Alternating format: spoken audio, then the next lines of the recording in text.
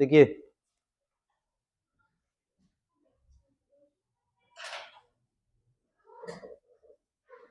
The light reaction and dark reaction, ये दो phase थे, ये दोनों मिलकर क्या बना रहे थे? फोटोसिंथेसिस।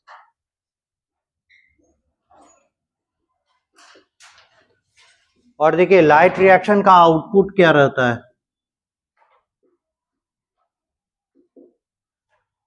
ये होता है एटीपी प्लस NADPH2। और डार्क रिएक्शन, इसका आउटपुट रहता है एटीपी NADPH2 तो रहता ही है, और oxygen as a by product.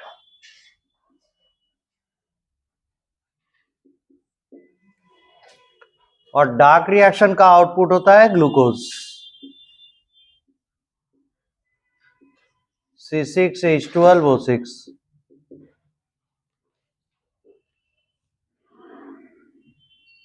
ठीक है। अब एक चीज देखिए,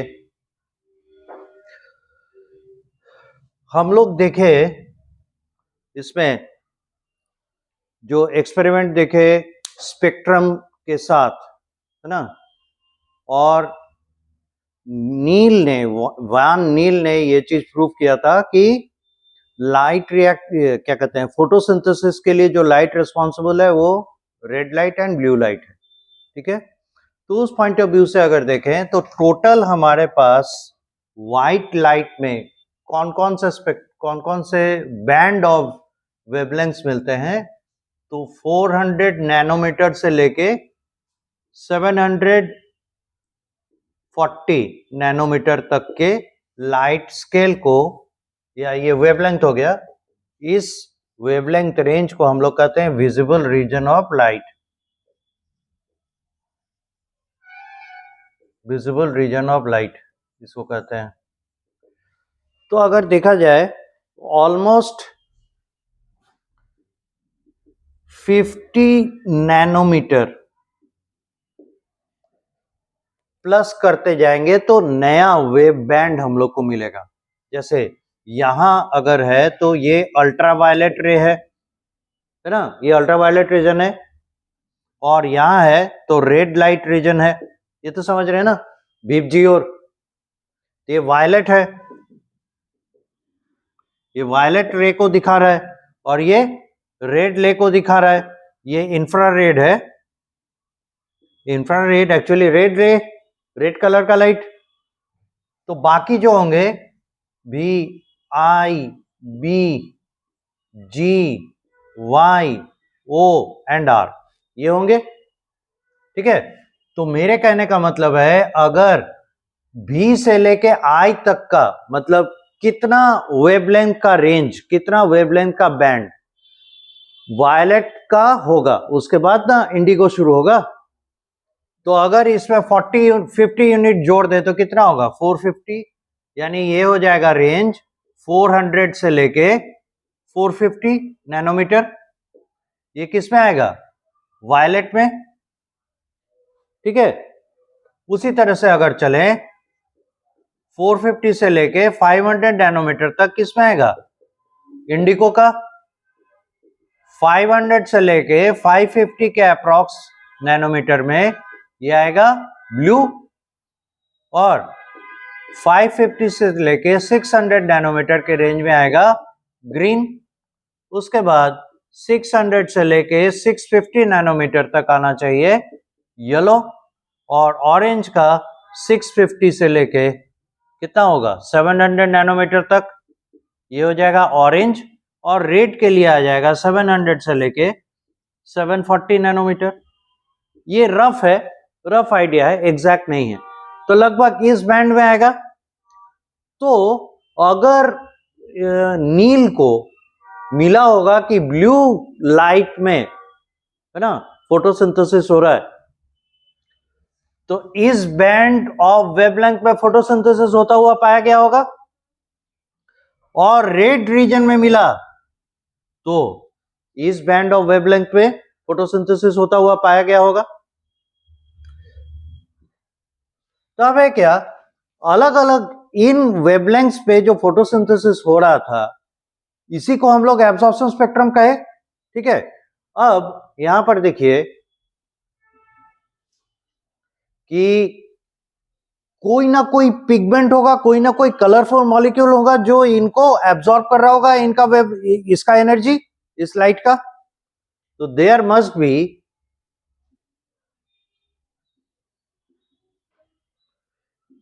pigments to absorb the light for photosynthesis.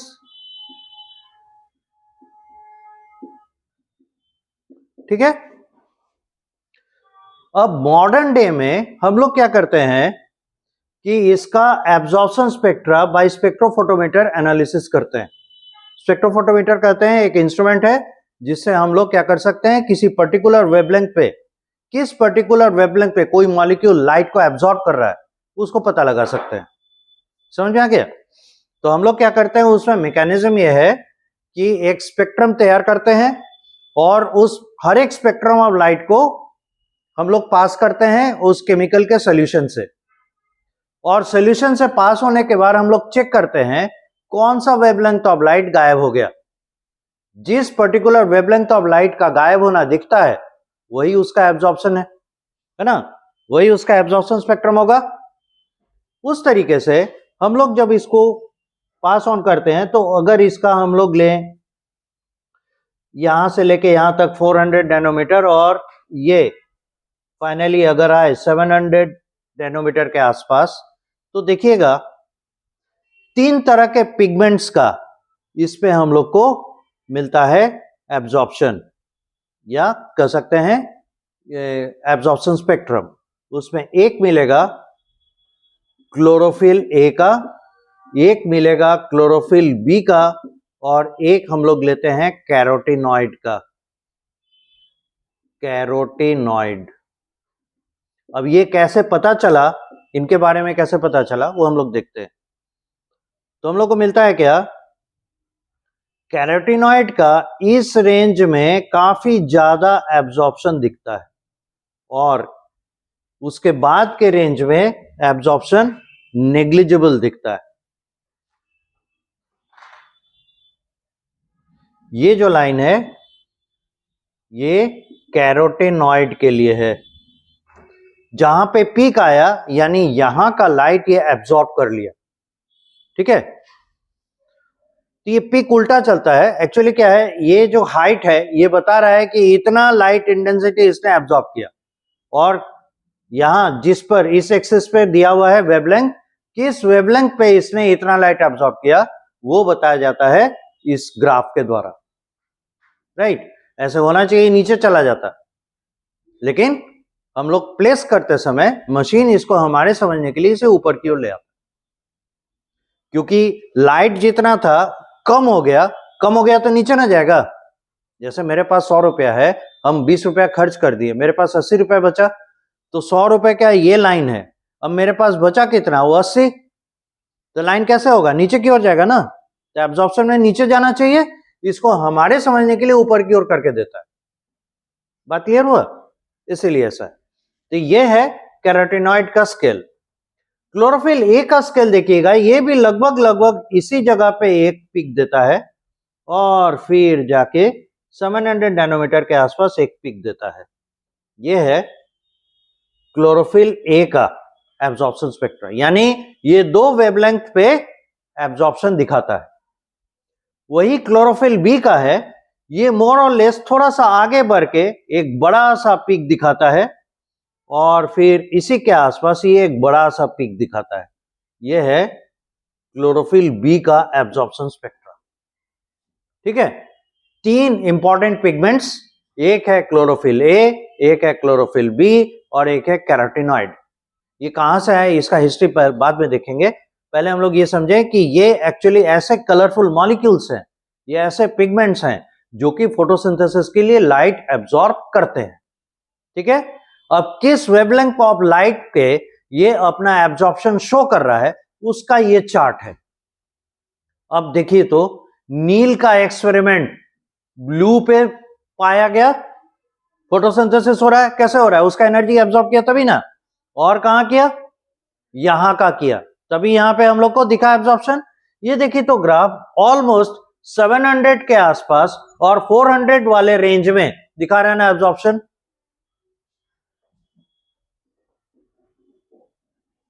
रफली है पर अप्रोक्सीमेटली उसी तरफ है। तो इस तरीके से क्या हुआ कि ये हमारा जो एब्जॉर्प्शन स्पेक्ट्रा का ग्राफ है वो और वो जो मैनुअल एक्सपेरिमेंट किया गया था दोनों एक दूसरे को कोरिलेट कर रहा है कि नहीं। तो ये मॉडर्न डे के इक्विपमेंट से आज जो हम पता कर पा रहे हैं वो सिंपलेस्ट फॉर्म में वो पता कर लिया गया था। इसीलिए देखे होंगे बुक में पढ़ेंगे जब उसमें लिखेगा it was one of the first ever experimental evidence of absorption spectra. ये पहला ऐसा कोई एक्सपेरिमेंट था जिससे कि एब्जॉर्प्शन स्पेक्ट्रा पता चल सकता था। अब हम इसे पता कर सकते हैं, लेकिन ये तो मैनुअल मेथड है, इसमें एरर तो होगा, ये उतना सेंसिटिव तो नहीं है। तो देखिए ये बता रहा है केवल 2 बैंड ऑफ वेवलेंथ पे लाइट एब्जॉर्ब होता है, लेकिन इस ग्राफ को देखने के बाद थोड़ा थोड़ा यहां पे भी तो उठा हुआ कहीं कहीं नजर आ रहा है, जैसे इस रेंज में, यहां पर भी एकदम जीरो तो नहीं है, यानी कोई अलग और मॉलिक्यूल्स भी होंगे जो कि इस तरह का एब्जॉर्प्शन करने जा रहा है।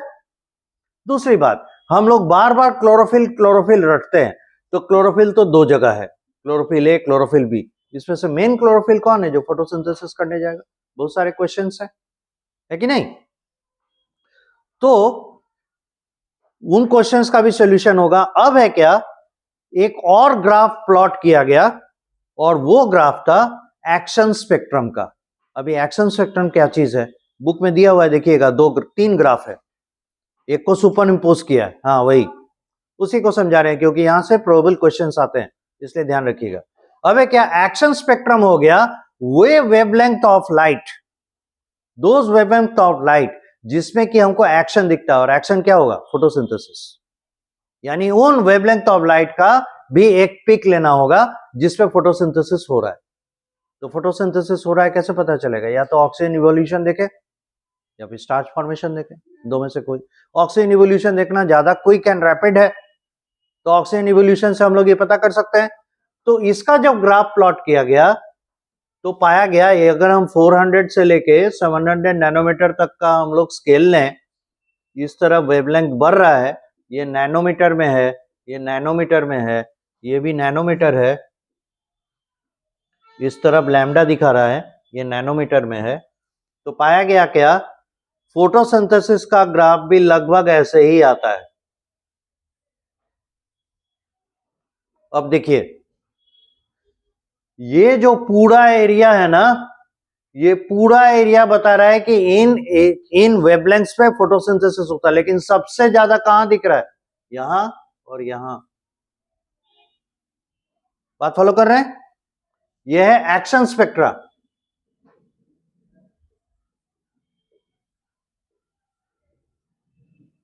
ये एक्शन स्पेक्ट्रम है और ये एब्जॉर्प्शन स्पेक्ट्रम है। और स्पेक्ट्रम समझ ही रहे हैं, स्पेक्ट्रम है व्हाइट लाइट को उसके कॉन्स्टिट्यूएंट्स में ब्रेक करके उसके बारे में स्टडी करना, और एब्जॉर्ब हो रहा है तो कौन सा लाइट एब्जॉर्ब हुआ उसके बारे में ये वेवलेंथ है, ठीक है, उसके बारे में ये ग्राफ है। और ये ऐसा स्पेक्ट्रम है जो बता रहा है कि कौन सा वेवलेंथ फंक्शन कर रहा है किसमें, photosynthesis.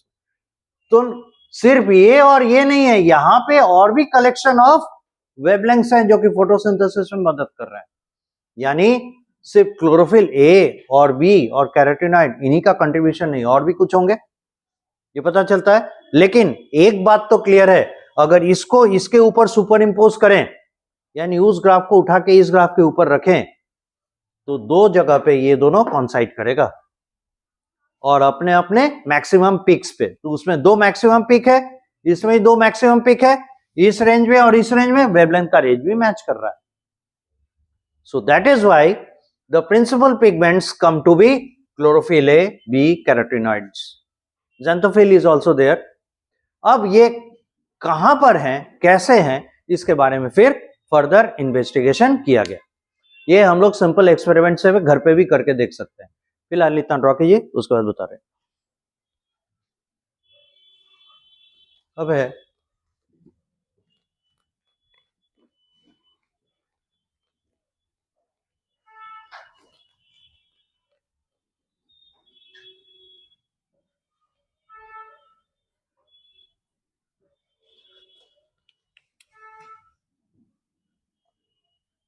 method to identify the pigments for photosynthesis।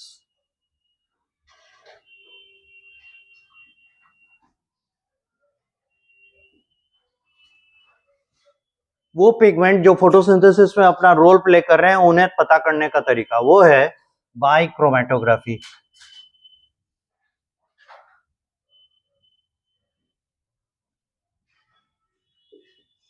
ठीक है, एक प्रोसेस है, इसको कहते हैं क्रोमेटोग्राफी। इसमें करते क्या है, कोई भी एक ग्रीन लीफ ले लीजिए, ठीक है, इसका एक्सट्रैक्ट बनाइए। एक्सट्रैक्ट कैसे बनाएंगे, इसको पहले पीसेंगे, ग्राइंड करेंगे, ठीक है। ग्राइंड करने के बाद इसे किसी चीज में डिसॉल्व करना है ना। तो हम लोग ऐसे मॉलिक्यूल, ऐसे सॉल्वेंट में डिसॉल्व करेंगे जिसमें कि ये पिगमेंट्स घुल जाएं, ठीक है। उसमें ग्रीन पिगमेंट्स हैं जो फोटोसिंथेसिस के लिए रिस्पॉन्सिबल हैं, तो उन पिगमेंट्स को सॉल्युबल बनाना है, डिसॉल्व करना है, वैसे किसी सॉल्वेंट को चूज करना है।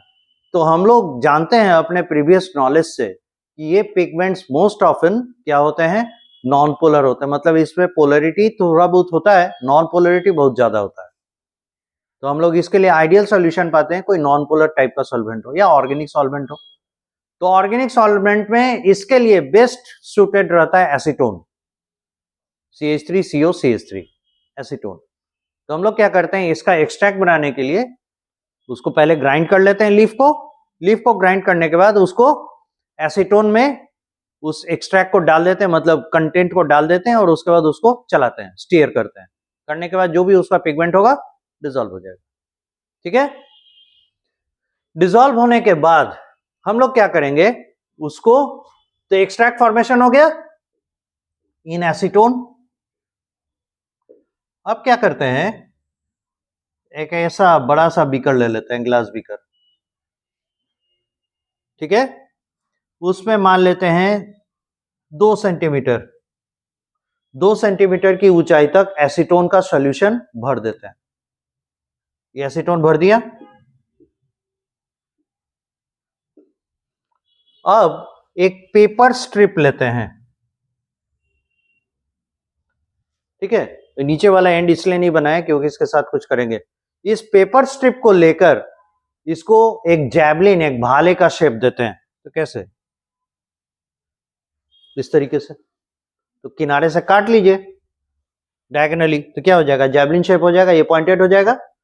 अब इसका जो सेंटर, और ध्यान देना है, ऐसे ऐसे ये करीब करीब 2 सेंटीमीटर होना चाहिए, लगभग लगभग। और इसका ये सेंटर हो गया, ठीक है। इस सेंटर को मार्क करके यहां पे हम लोग क्या करेंगे, फ्यू ड्रॉप्स ऑफ एक्सट्रैक्ट को डाल देंगे। वो जो लीफ का एक्सट्रैक्ट एसीटोन में बनाए थे उसका कुछ बूंद लेंगे।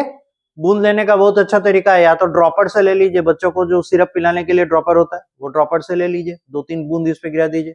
वो नहीं है तो सिरिंज तो 2 रुपए में मिलता ही है, सिरिंज से लेके, है ना, इस पे आप 3-4 बूंद सिरिंज में से ड्रॉप गिरा दीजिए, हो गया। अब इसको लेके केयरफुली इसमें ऐसे डुबाइए कि ये वाला हिस्सा जो है, ये वाला हिस्सा ये इसके साथ टच ना हो पाए, ठीक है। तो क्या करेंगे, जस्ट इसको टच करा के इसमें डुबा के छोड़ेंगे, यानी ये पेपर स्ट्रिप ऐसे रहेगा।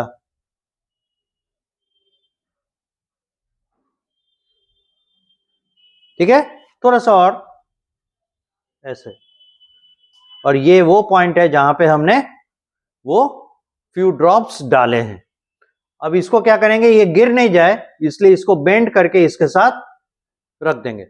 समझ रहे ना, पेपर है, पेपर को ऐसे बेंड करके उसके ऊपर टिका दिए तो गिरेगा नहीं। अब क्या करेंगे, इस एंटायर सेटअप को एक ढक्कन से ढक देंगे, क्योंकि हम जानते हैं एसीटोन क्या होता है, वोलाटाइल है, उड़ जाएगा समय के साथ, इसलिए ये उड़ नहीं जाए, इसका लेवल गिर नहीं जाए। अगर उड़ेगा तो क्या होगा, नीचे चला जाएगा। फिर ये जो पेपर है ये फिल्टर पेपर है,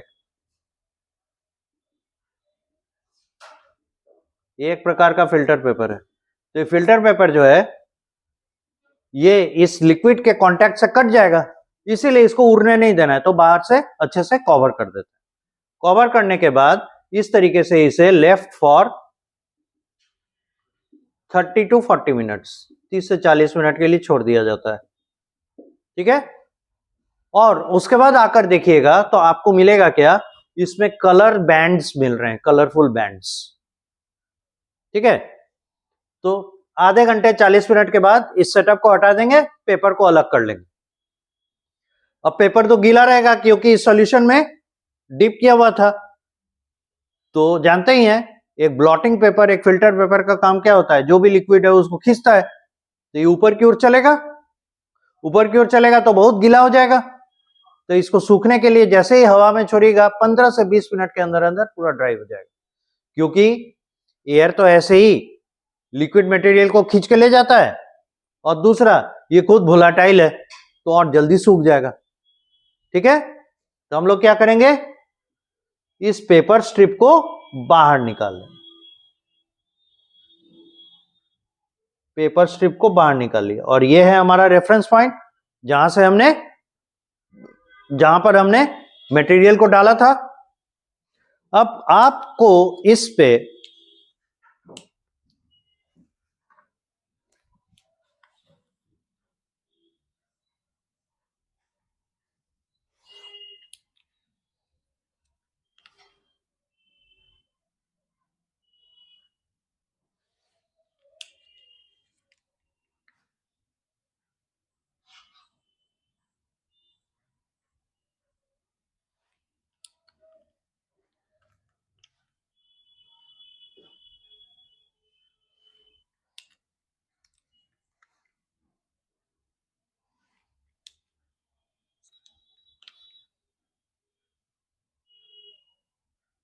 प्रोमिनेंटली 4 बैंड्स दिखेंगे, और भी मिलेंगे पर ये 4 प्रोमिनेंट बैंड्स दिखेंगे। ठीक है, ये जो बैंड है ये होता है क्लोरोफिल बी का।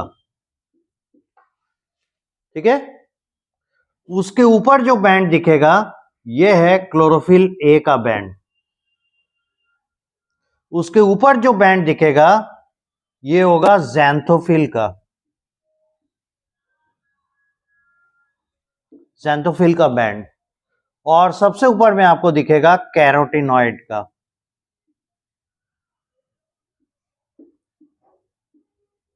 बैंड्स विद देयर नेम्स,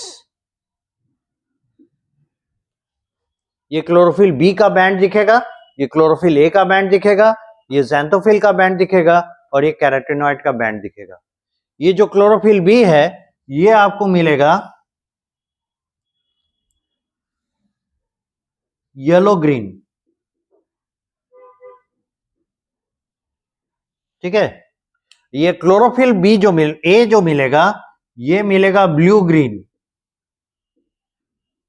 यानी बहुत डीप ग्रीन मिलेगा ये। ठीक है, ये मिलेंगे आपको येलो, और ये मिलेंगे ऑरेंज।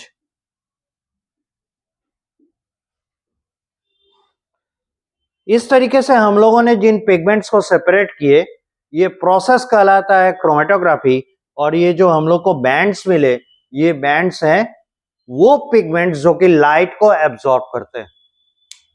ठीक है, और इनके प्रेजेंस के चलते हम लोग को फोटोसिंथेसिस के इस तरीके से बैंड्स मिल रहे हैं, यानी ग्राफ ऐसा मिल रहा है, एक्शन स्पेक्ट्रम का ऐसा। दो जगह पे काफी ज्यादा फोटोसिंथेसिस होता हुआ दिख रहा है, पर इन जगहों पे जो मिल रहा है उसका रीजन है ये कंपाउंड्स भी वहां प्रेजेंट है। समझ में आया? तो ये है chromatographic separation of the pigments for photosynthesis. इस प्रोसेस से फोटोसिंथेसिस के पिगमेंट्स को हम अलग कर सकते हैं, और आप लोग को जो प्रोजेक्ट जमा करना रहता है आप ये भी करके दिखा सकते हैं। तो एक लीफ में नहीं, आप मान लेते हैं 5-6 तरह के प्लांट्स को जानते हैं, ठीक है? तो 5-6 तरह के प्लांट्स के लीफ का एक्सट्रैक्ट बना लीजिए, ठीक है? और नेल पेंट उठाने के लिए, उसको डिसॉल्व करने के लिए आप जो केमिकल यूज करते हैं दैट इज एसीटोन। तो बड़ा वाला बॉटल 100 ml वाला खरीद लीजिए, कितना पैसा लगेगा? 100 रुपए 150 रुपए लगेगा। और आप घर पे भी ये एक्सपेरिमेंट परफॉर्म कर सकते हैं। आप बोलिएगा मेरे पास बीकर कहाँ है? शीशा का गिलास तो है, उसको यूज कर लीजिए बीकर की तरह। तो दिखेगा नहीं, ओपेक हो जाता है, इसीलिए स्टील का ग्लास यूज करने का कर ही सकते हैं, पर वो ओपेक हो जाएगा। शीशे के ग्लास को करेंगे तो वो आपको दिखेगा क्या हो रहा है, कहां तक गया। इसीलिए ढकना है ऊपर से, एक कटोरी से ढक दीजिए, सिंपल, ठीक है? तो हम इंप्रोवाइज कर सकते हैं, और 5-6 तरह के प्लांट्स के लीफ का एक्सट्रैक्ट बना के उसका अगर इस तरीके से हम क्रोमेटोग्राफी करते तो एक बहुत सुंदर कंपैरेटिव चार्ट बन जाएगा कि देखिए बैंड तो आपको पता ही है कौन बैंड कहां पे आ रहा है, तो आप ये बता पाएंगे कि किसमें क्लोरोफिल ए ज्यादा है, किसमें क्लोरोफिल कम, बी कम है, एटसेट्रा। और वेरिएगेटेड वाला लीफ जो है उसके उस पॉइंट का आप एक्सट्रैक्ट बना लेते हैं अगर जहां पे येलोइशनेस दिख रहा है, और फिर इसका क्रोमेटोग्राफी कीजिए, वहां से भी बता पाएंगे देखिए भाई यहाँ पे तो क्लोरोफिल है दिखाई नहीं। समझ रहे? इस तरीके से आप एक अच्छा प्रोजेक्ट भी तैयार कर सकते हैं। तो this is how we do it, और ये प्रूफ करता है कि क्यों ऐसा बैंड आया, क्यों एक पिक यहां और फिर यहां पर एक पिक नहीं आता है, क्यों हम लोग को कंटिन्यूअस पिक मिलते हैं, हालांकि 2 प्रोमिनेंट लेकिन बाकी डिफ्यूज मिलते हुए पिक्स मिलते हैं। द रीजन इज एक नहीं कई सारे ऐसे पिगमेंट्स हैं जो कि लाइट को एब्जॉर्ब करते हैं, और लाइट को एब्जॉर्ब करने वाले पिगमेंट्स कहां रहेंगे? लीफ में, क्योंकि फोटोसिंथेसिस का वही ऑर्गन है। रेड कलर इसमें क्यों आएगा? ओह, वो लाइट एब्जॉर्ब कर रहा है और ये दिखाई पड़ रहा है। जैसे हम पढ़ाई करते हैं, पर मेरा चेहरा भी किताब जैसा थोड़े होगा, मेरा अपना चेहरा होगा, मेरा काम है पढ़ाई करना। हम किस तरह का पढ़ाई कर रहे हैं? हो सकता है हम लॉ का पढ़ाई कर रहा हूं, है ना? तो हम लॉ के एग्जाम में बैठेंगे तो हमको देखिएगा, आप समझेगा ओ अच्छा ही लॉ पढ़ रहा है। हम अगर साइंस पढ़ रहे हैं तो साइंस के एग्जाम में बैठे, ठीक है? तो ये हो गया चेहरा, और वो जो एक्शन स्पेक्ट्रम था वो हो गया था उसका काम। तो दोनों के बीच में मिक्सअप नहीं करना है। ये जो है ये मॉलिक्यूल्स है, मॉलिक्यूल ऐसे दिखते हैं, इस तरह का रंग बनाता है, इस तरह का, इस रंग का वो बैंड बना रहा है, ऐसे समझिए। ये मॉलिक्यूल का चेहरा है और वो था उसके काम का चेहरा, यानी वहां से उसने वेवलेंथ खींचा। क्लियर? यहां तक बनाइए, उसके बाद फिर आगे बढ़ते हैं। तब तक इधर का मिटाएं।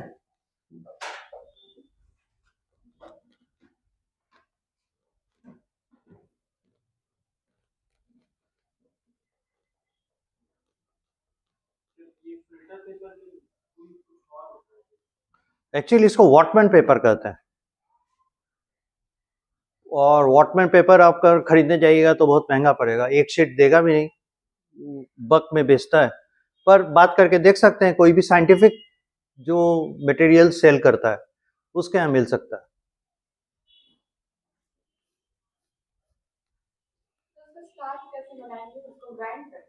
हाँ, मिक्सी में पीस दीजिए। नहीं तो वो क्या कहते हैं, गरम मसाला चूरने के लिए नहीं होता है लोहा का खरल, स्टील वाला, उसी में उसका एक्सट्रैक्ट बना लीजिए, बस। बहुत सिंपल। निचोड़ने से उतना लिक्विड नहीं आएगा, हाँ, इसीलिए। तो उसको एकदम पूरा पत्ता को ये कर लीजिए, मैश कर लीजिए। मैश करने के बाद थोड़ा थोड़ा एसीटोन दे के उसको डिसॉल्व कर लीजिए। 3-4 बूंद तो बनेगा ही ना, आपको तो 2 बूंद से काम है। 2 बूंद सिरिंज से लेके 2 बूंद गिरा दीजिए, हो गया, बेस्ट है। पर थोड़ा सिरिंज से चूंकि ले रहे हैं तो सिरिंज का जो निडल है उससे अगर गिराइएगा तो बहुत छोटा बूंद बनता है, तो ज्यादा गिराइएगा, और निडल हटा के अगर उसका ड्रॉप गिराइएगा तो एक ड्रॉप काफी है, बहुत ज्यादा हो जाएगा। एक ही ड्रॉप गिराइएगा अगर बिना सिरिंज के उसके बिना निडल के अगर सिरिंज से गिरा रहे हैं तो। ये करके देख सकते हैं। और इसी को कहते हैं पेपर क्रोमेटोग्राफी।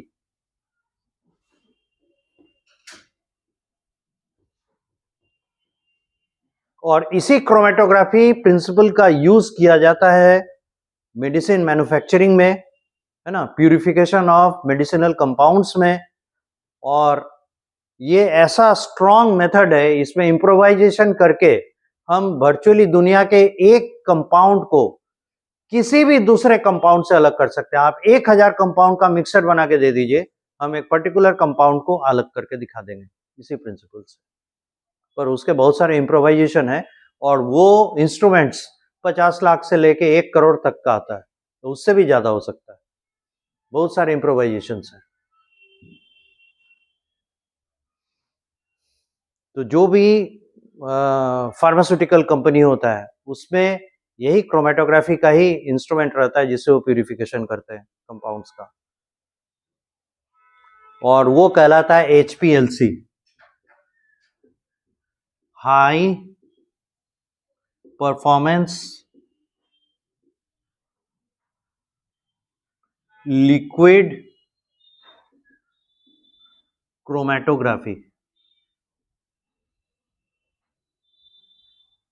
उस प्रोसेस को कहते हैं। ये तो पेपर क्रोमेटोग्राफी है ना, वो प्रोसेस है लिक्विड क्रोमेटोग्राफी। गैस क्रोमेटोग्राफी भी होता है। तो गैस क्रोमेटोग्राफी से जनरली हम लोग पेस्टिसाइड्स को या मेटल्स को, है ना, इनऑर्गेनिक कंपाउंड्स को, इनऑर्गेनिक कंपाउंड्स को एक दूसरे से अलग करके देखते हैं। जैसे पानी में आर्सेनिक है कि नहीं, तो उसके लिए हम लोग गैस क्रोमेटोग्राफी करते हैं, एब्जॉर्प्शन स्पेक्ट्रम, ABS बोलते हैं। बहुत सारा चीज है।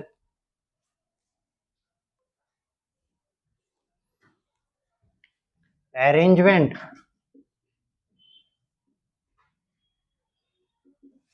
of the photosynthetic pigments,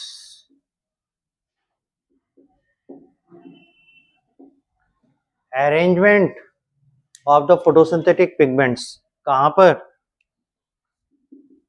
in a leaf.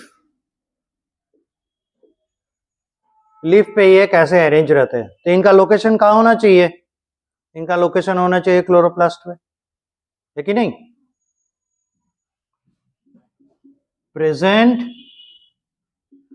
In their, यानी लीफ का इन देयर क्लोरोप्लास्ट।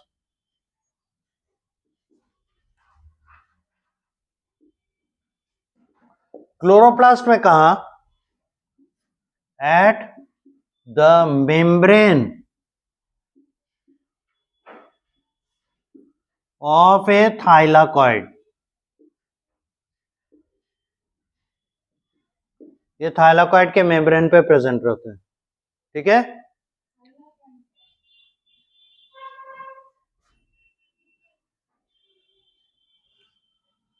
ये क्या सवाल हो गया, ये क्या अजूबा हो गया? अरे क्लोरोप्लास्ट के बारे में बताया नहीं है, इसीलिए वही कहे कि ऐसा कैसे फ्यूज उड़ गया। सो मेम्ब्रेन ऑफ थाइलाकॉइड, थाइलाकॉइड के मेम्ब्रेन पे ये प्रेजेंट होते हैं। अब कैसे? In an order called LHC। अब धीरे धीरे हम लोग मेन मुद्दे पे आ रहे हैं। LHC ये क्या हो गया? Light harvesting complex. ये हो गया light harvesting complex, LHC। LHC पे ये अरेंज होते हैं, ठीक है। अब LHC का अरेंजमेंट कैसा रहता है वो देखिए। से फॉर एग्जांपल एक LHC को हम लोग दिखाने का कोशिश कर रहे हैं। तो इसमें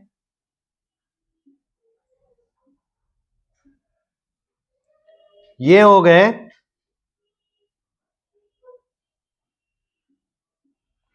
areas of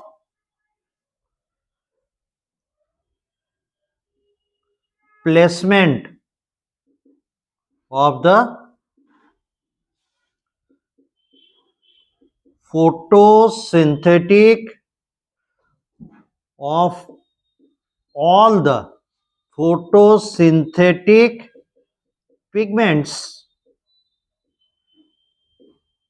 except chlorophyll A.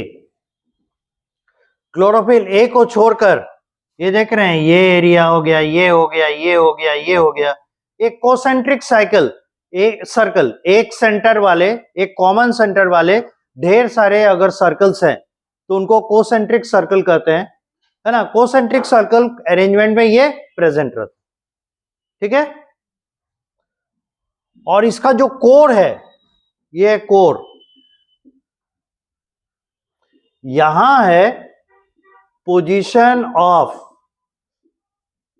Chlorophyll A, single molecule लीजिए। ढेर सारे मॉलिक्यूल्स इन सर्कल्स के, है ना, पेरीफेरी पे, परिधि जो है पेरीफेरी पे प्रेजेंट है, पर सेंटर में कोर जो है वहां पर केवल और केवल एक क्लोरोफिल ए मॉलिक्यूल प्रेजेंट है। तो ये सब जो है, ये क्लोरोफिल ए जो हो गया यहां पर प्रेजेंट, इसे कहते हैं रिएक्शन सेंटर, ठीक है, इसे कहेंगे रिएक्शन सेंटर। और यहां पर जो photosynthetic, all the photosynthetic pigments हैं, इन्हें कहते हैं एंड कंबाइंडली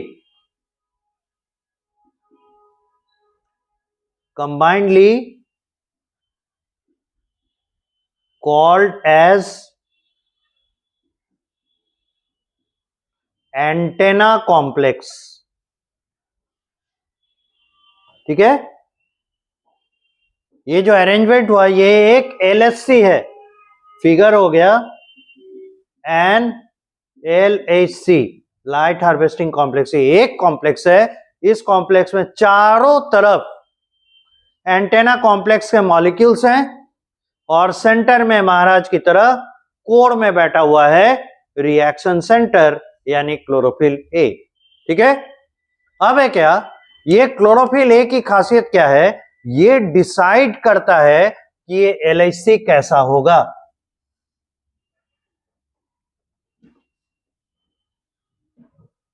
तो रिएक्शन सेंटर जहां पे क्लोरोफिल ए बैठा हुआ है,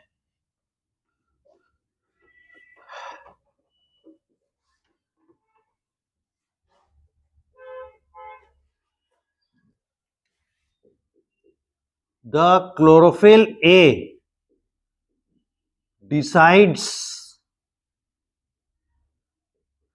the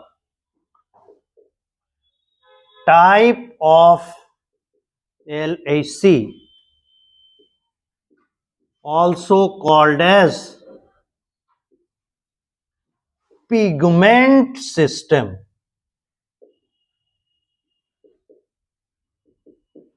LHC को पिगमेंट सिस्टम भी कहते हैं, ठीक है।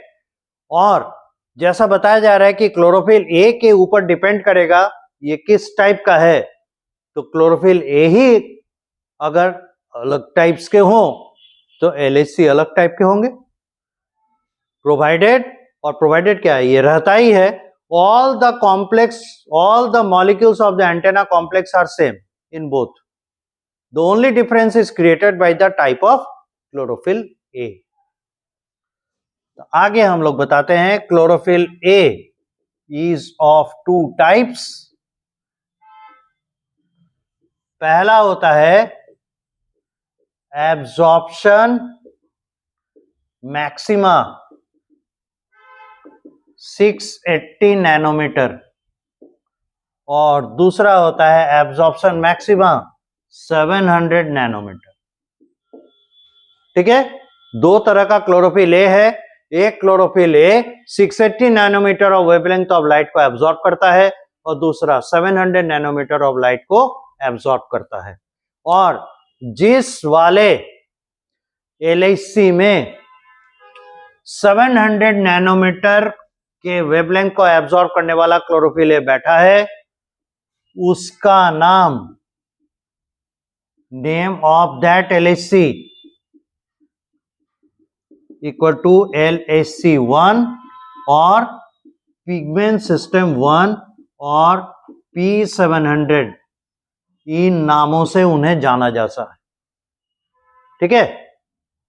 और जिस वाले LHC में क्लोरोफिल ए ऐसा हो जो 680 नैनोमीटर वेवलेंथ ऑफ लाइट को एब्जॉर्ब करता है, उसका हो जाता है name of that LHC is LHC2 और पिगमेंट सिस्टम 2 और P680। तो P680 तो स्पेसिफाई कर रहा है भाई कि हमारे पास क्लोरोफिल 680 वाला है, क्लोरोफिल ए 680 नैनोमीटर वाला है। P700 सीधे सीधे स्पेसिफाई कर रहा है हमारे पास क्लोरोफिल ए 700 नैनोमीटर वाला है। लेकिन 1 और 2 ये क्या बता रहा है? तो कह रहा है क्या इसका कोई खास सिग्निफिकेंस नहीं है। ये जो फर्स्ट और सेकंड नाम दिया गया है, नंबरिंग किया गया है according to the event of discovery, यानी जो पहले डिस्कवर किया गया उसे फर्स्ट कह दिया, जिसे बाद में डिस्कवर किया गया उसे सेकंड कह दिया। ठीक है। तो 1 और 2 से ये कभी नहीं मतलब निकालिएगा कि 2 वाला जो है 680 छोटा है और 1 वाला बड़ा है 700, ऐसा नहीं है। वो पहले पता चला था इसलिए फर्स्ट कहला रहा है, ये बाद में पता चला इसीलिए सेकंड कहला रहा है। ठीक है। और यहां से कंपैरिजन कीजिए तो अगर वेवलेंथ 700 नैनोमीटर को एब्जॉर्ब करता है तो ये ज्यादा एनर्जी यूज कर रहा है या कम energy?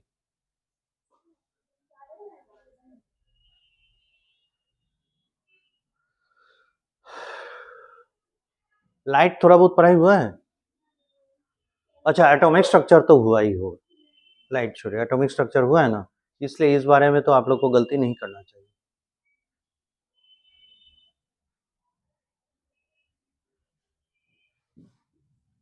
E equal to HC by lambda होता है ना। तो एनर्जी के साथ उल्टा रिलेशन है, तो आप कैसे बोल दिए 700 वाला ज्यादा एनर्जेटिक होगा? उल्टा ना है, तो इनवर्स रिलेशनशिप चलता है, फ्रीक्वेंसी के साथ डायरेक्ट रिलेशनशिप। तो 700 वाले का एनर्जी कम है, 680 वाले का एनर्जी ज्यादा है। समझ गए? ये है हाई एनर्जी क्लोरोफिल ए और ये है लो एनर्जी क्लोरोफिल ए। ठीक है। अब आप नोट कर सकते हैं। कॉम्प्लेक्सेस के नाम तक हो गए, pigment system 680 and pigment system 700। ठीक है। और ये किस आधार पे इनका नामकरण हुआ? On the basis of their chlorophyll A molecule. Now खास बात है क्या, जैसे आप देख रहे हैं कोर में बैठा हुआ है क्लोरोफिल ए रिएक्शन सेंटर में, और बाकी जो एंटेना कॉम्प्लेक्स के मॉलिक्यूल्स हैं वो चारों तरफ से इसे घेर के बैठे हुए हैं। उसके पीछे दो रीजन है। पहला रीजन है कि ये जो एंटेना कॉम्प्लेक्स के मॉलिक्यूल्स हैं वो ऐसे अरेंज्ड हैं, एक के बाद दूसरा, दूसरे के बाद तीसरा, जो हायर एफिनिटी फॉर इलेक्ट्रॉन, मतलब पहले को इलेक्ट्रॉन जितना ज्यादा चाहिए उससे ज्यादा दूसरे वाले को चाहिए, और थर्ड नंबर वाले को सेकंड नंबर से ज्यादा इलेक्ट्रॉन चाहिए। ठीक है। तो जो इलेक्ट्रॉन को ज्यादा अपने तरफ खींचने का कैपेसिटी रखता है वो क्या होगा? रिड्यूस होगा कि ऑक्सीडाइज होगा? जो अपने आप को, जो इलेक्ट्रॉन को खींच लेगा, तो इलेक्ट्रॉन खींचने से क्या होगा? ऑक्सीडेशन नंबर बढ़ेगा कि घटेगा? अरे चार्ज नेगेटिव की ओर जाने लगेगा ना। जैसे कॉपर +2 है, कॉपर +1 हो गया, ऑक्सीडाइज हुआ कि रिड्यूस हुआ? रिड्यूस हुआ। क्या है? एक इलेक्ट्रॉन ले लिया है ना। तो वही उस तरीके से सोचिए कि ये अरेंज कैसे होंगे, greater order of affinity for electron, उस ऑर्डर में सजा हुआ रहता है। मतलब बाहर से अंदर के तरफ उनका क्या होगा, रेडॉक्स पोटेंशियल, रिड्यूस होने की क्षमता। पोटेंशियल क्या होता है? क्षमता, ताकत होता है ना। तो रेडॉक्स पोटेंशियल यानी रिड्यूस होने की क्षमता उसकी अधिक होती चली जाएगी, तभी वो सामने वाले से इलेक्ट्रॉन को खींच पाए। ठीक है, तो ये खास बात क्या है? द एंटेना कॉम्प्लेक्स मॉलिक्यूल्स और pigments are arranged in their increasing order of redox potential, and so electron affinity. ठीक है, पर ये करते क्या हैं? इलेक्ट्रॉन को रिसीव करके चार्ज्ड नहीं हो जाते, बल्कि एक्सेप्ट करता है, आगे वाले को पास कर देता है, एक्सेप्ट करता है, आगे वाले को पास कर देता है। जैसे एक गेम होता है ना, पास इट ऑन। आपको बॉल मिला, आप बगल वाले को दीजिए, बगल वाला बगल वाले को देगा और म्यूजिक बजते रहता है, वो वाला गेम पास इट ऑन। मतलब बॉल आप अपने पास रख नहीं सकते, आपको मिला और दूसरे वाले को दे दीजिए। तो जीतता ज्यादातर कौन है? जो ज्यादा तेजी से दूसरे वाले को ट्रांसफर करता है, वो था ना। यहाँ पे वही होड़ मचा हुआ रहता है कि हम लेंगे, आगे वाले को दे देंगे, क्योंकि आगे वाला हमसे ज्यादा तेजी से इलेक्ट्रॉन खींच सकता है, इसीलिए। और ऐसा करते करते करते करते अल्टीमेटली इलेक्ट्रॉन कहां पहुंचता है? Reaction centre. ठीक है, इस तरीके से ये ऑर्गेनाइज्ड होते हैं। अब थोड़ा थोड़ा आइडिया लग रहा है एलएचसी का ऑर्गेनाइजेशन। तो अगर हम लोग एक ऐसे सर्कुलर वे में एलएचसी को अरेंज करने लगे इस तरीके से, और यहां पे क्लोरोफिल ए को बैठा दें, और यहां पे सन है, इसने अपना लाइट रिलीज किया, इस लाइट के वजह से इस पर जब लाइट फॉल किया तो इससे क्या होगा? इलेक्ट्रॉन एमिट होगा। इसके बगल वाला ज्यादा इलेक्ट्रॉन एफिनिटी रखता है, ज्यादा रेडॉक्स पोटेंशियल, इसलिए इलेक्ट्रॉन इसमें चला जाएगा। अब ये वाला इससे इलेक्ट्रॉन खींचेगा, ये वाला इससे इलेक्ट्रॉन खींचेगा, ये इससे और इससे इलेक्ट्रॉन इसे चलाएगा। तो एनर्जी मिला, लाइट एनर्जी h न्यू, और इसके वजह से क्या हुआ? इलेक्ट्रॉन एमिट हुआ। ये इलेक्ट्रॉन घूमते घामते घूमते घामते फाइनली किस तक पहुंचेगा? क्लोरोफिल ए तक। इस तरीके से this is how antenna complex molecules work. ठीक है, और ये जो सिस्टम चला, ये सिस्टम कहलाता है इलेक्ट्रॉन ट्रांसफर। ये फेनोमेना क्या हो गया? Showing electron transfer. ठीक है, और इस इलेक्ट्रॉन ट्रांसफर का दो स्कीम है। एक स्कीम पिगमेंट सिस्टम 2 और पिगमेंट सिस्टम 1 दोनों मिलकर चलाते हैं, और एक स्कीम अकेला पिगमेंट सिस्टम 1 चलाता है। ठीक है, तो ये जो है शोइंग इलेक्ट्रॉन ट्रांसफर, ये होता है बाह्य स्कीम।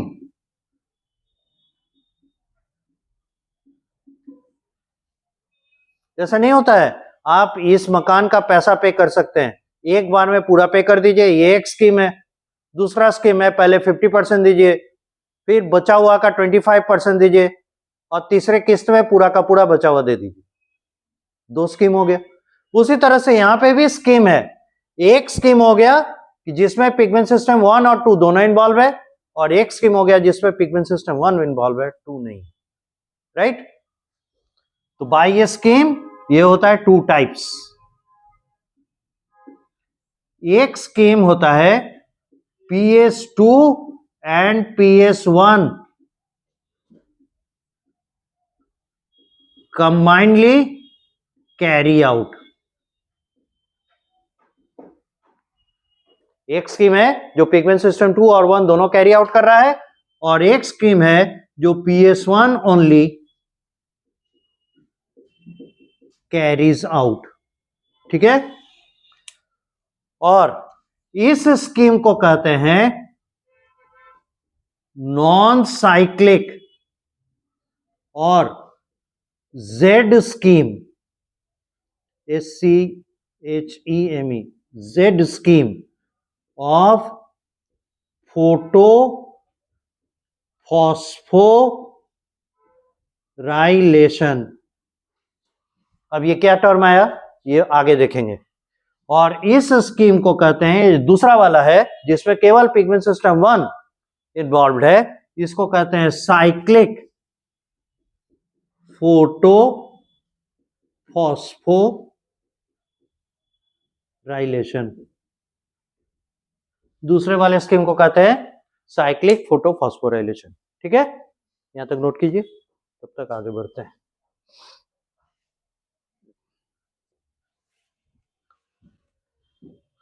अब ऐसा क्या है कि एक को साइक्लिक और एक को नॉन साइक्लिक स्कीम कहते हैं, वो देखिएगा।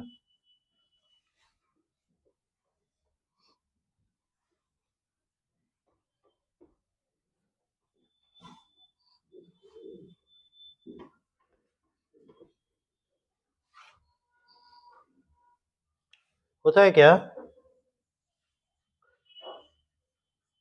यहां मान लेते हैं पिगमेंट सिस्टम 2 है, ठीक है। तो यहां पे कोर होगा, और इस कोर में क्लोरोफिल ये बैठा है 680 नैनोमीटर वाला, ठीक है। इधर मान लेते हैं पिगमेंट सिस्टम 1 है, और यहां बैठा है क्लोरोफिल ए 700 नैनोमीटर वाला, ठीक है। अब यहां सन है, सनलाइट इसे भी मिला, सनलाइट इसे भी मिला, यहां से फिर इलेक्ट्रॉन लेकर यहां गया, और यहां से फिर इलेक्ट्रॉन लेके यहां गया, ठीक है। यहां तक दोनों में सेम टू सेम चल रहा है। और याद रखिए हम लोग पहला किसको टच कर रहे हैं, हम लोग टच कर रहे हैं स्कीम 1 को, non cyclic photo phospho PHO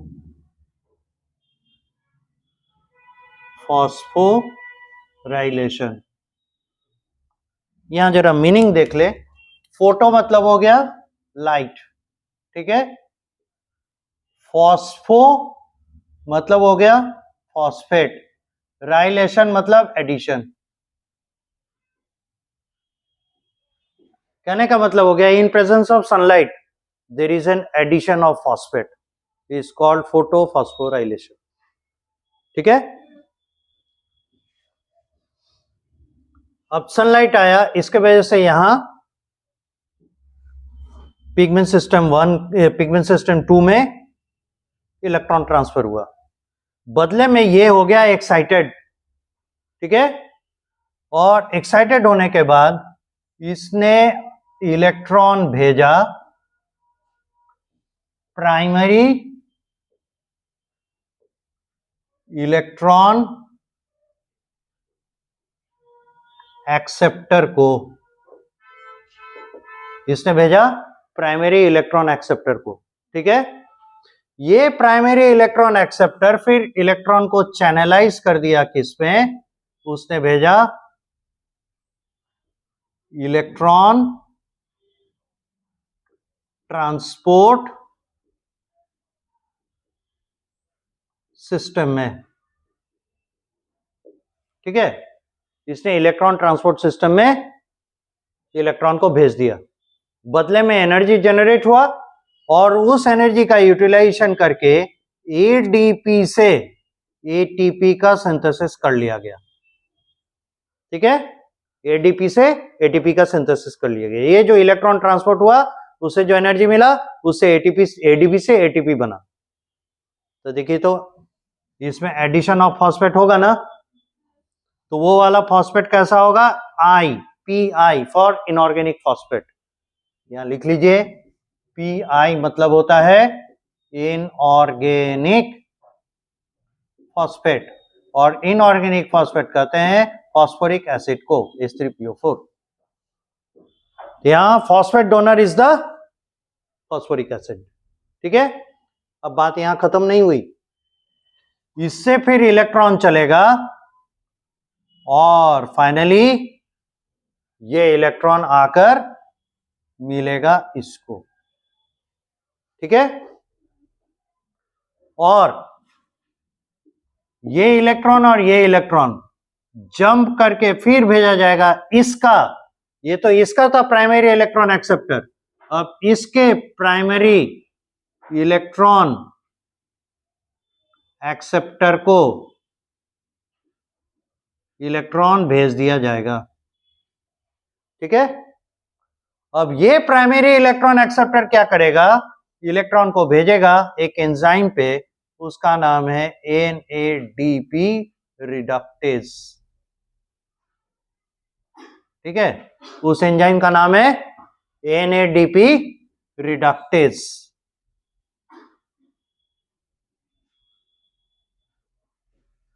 उस एंजाइम का नाम है NADP रिडक्टेज, और ये क्या करेगा, उस इलेक्ट्रॉन के वजह से NADP प्लस को NADP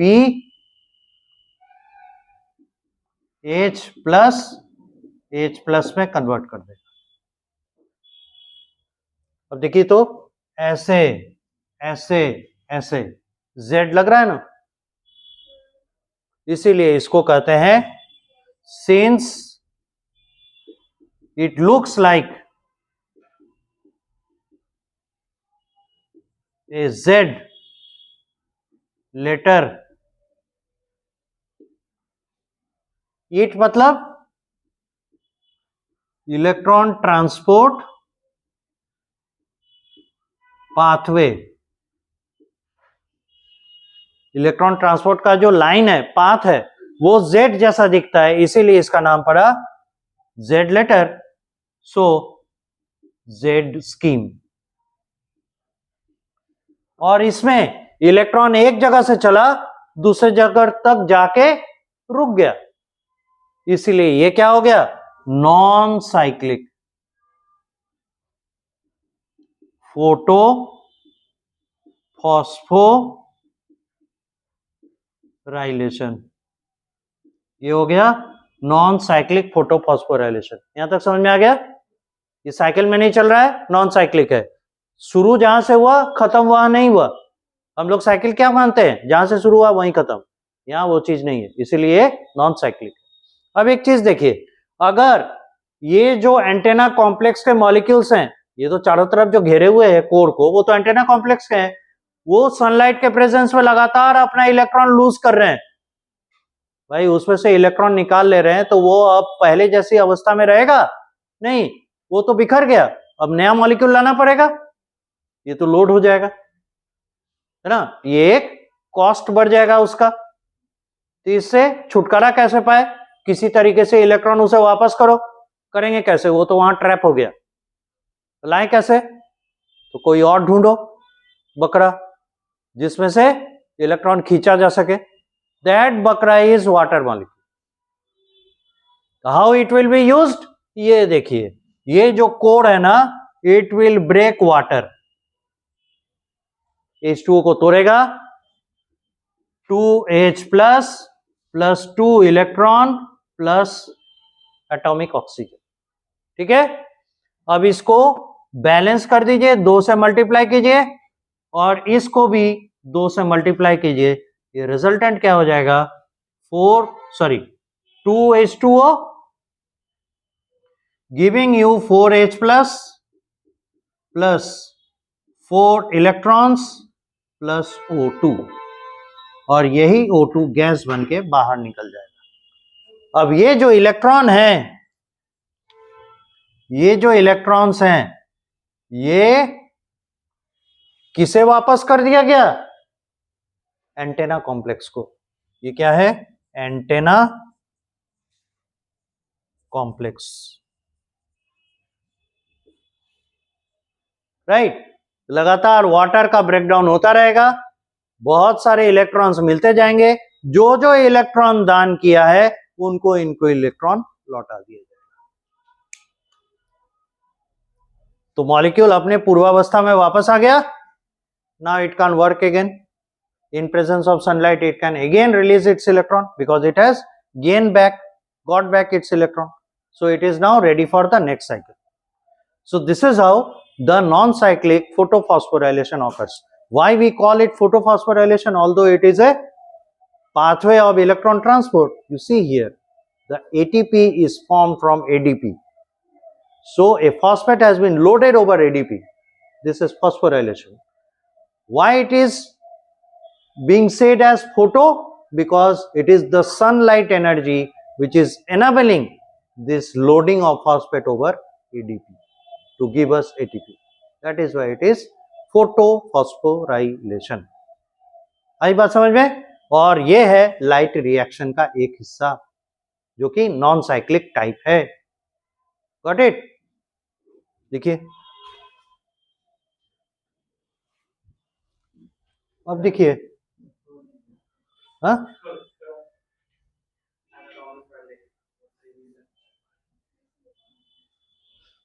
अच्छा ठीक है।